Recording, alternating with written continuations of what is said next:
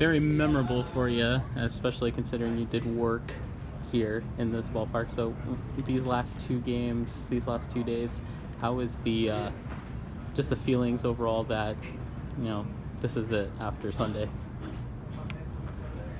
I mean, that's what the last season is. It's a lot of memories, a lot of people getting to say their goodbyes, and it's pretty exciting times, to be honest, for a team that's worked really hard and done a lot of growing and isn't going to make the playoffs. I think the saying goodbye to Globe Life Park and like a lot of the old players, coming back and hanging around, and there's just a lot of stories, and so it's a very fun time. It's really kind of memory-filled time. Does it? Because I know that this place meant a lot more to you, growing up in this area. Does it get a little frustrating knowing that your season kind of ended abruptly, where you couldn't get at least one at bat in the series? You know what? Like, I don't think that frustrating is the right word.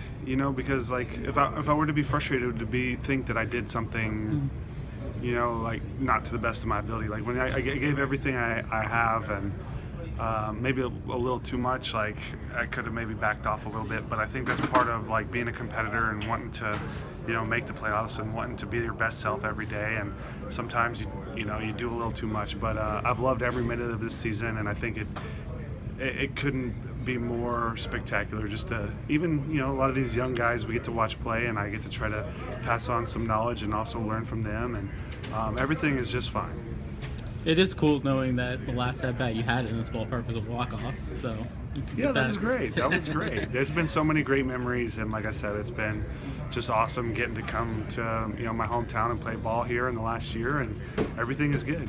Who's blossomed the most as far as the young players in this clubhouse? Who's maybe kind of surprised you the most, or maybe? I don't think that there's really any like surprise, but I think there's been a lot of like really big improvements. I think Willie Calhoun has had a remarkable season.